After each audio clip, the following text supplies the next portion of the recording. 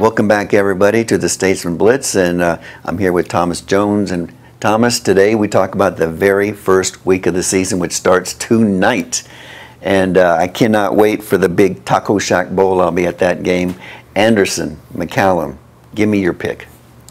I have a kid in McCallum, so don't hate me, son, but I'm going with Anderson.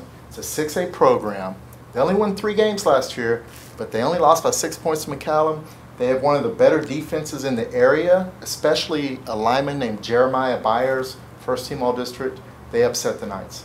Well, I'm going to pick McCallum. McCallum won last year in a close one, 27-21.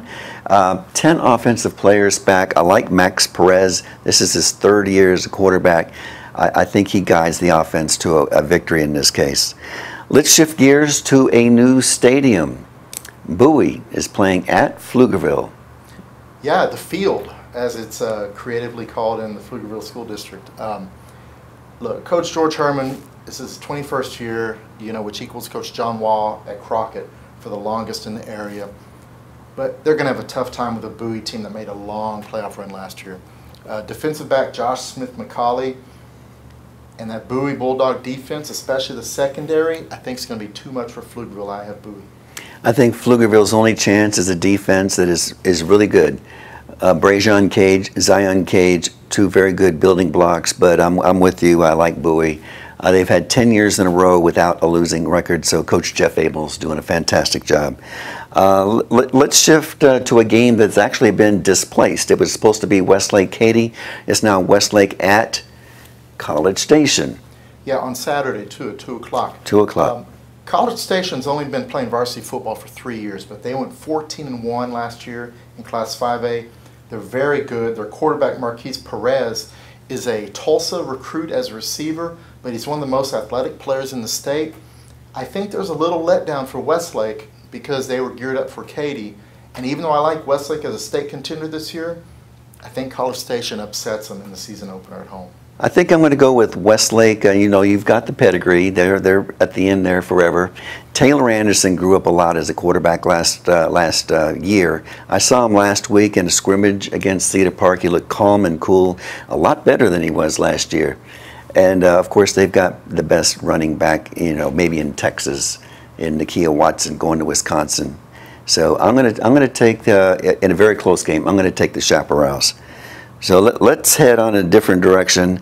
Lake Travis and Judson. That's the game I'll be going to, and that should be a good one. Man, I mean, it's 2 of the top 10 teams in the state, according to the Associated Press. Judson beat Lake Travis last year, the only team to beat Lake Travis. Judson has everyone back. Lake Travis has no one back, so you got to pick Lake Travis. I think this is a coming out party for quarterback Matthew Baldwin. And receiver Garrett Wilson is arguably the best receiver, at least in his junior class in the state. I think the Cavs stun Judson at home. I'm going to guarantee a Lake Travis victory. Why? Because I'm picking Judson. Judson has 16 players back, and Lake Travis has 6. They got their quarterback back for the 3rd straight year, Julon Williams. He ran circles around them last year. I just think that the loss of that many players, Lake Travis is regrouping, even though they won the state 7-on-7. I think it's going to be a dogfight. It's going to go to the 4th quarter. I give the home team the edge, and that, in this case, Judson. But like Lake Travis proved last year, you don't have to win the first game of the season to win state. So it's going to be a good season for both of these teams. But in this case, I'm picking Judson. And remember, if you can't get down to Rutledge Stadium in San Antonio, this game is on Fox Sports Southwest at 8:30. This is the first time Fox Sports is broadcasting high school football live. So if you don't want to make the drive, if you can't make the drive, stay home on your couch and enjoy the game. I'm not going to watch it on TV. I'm actually going to be at the stadium. I'm going to make that big old long drive, about 65 miles to Judson Stadium, to bring you the news. And Thomas, thanks a lot for helping me out. First game of the season, first week of the season, and like we like to say about here, we hope your favorite team wins.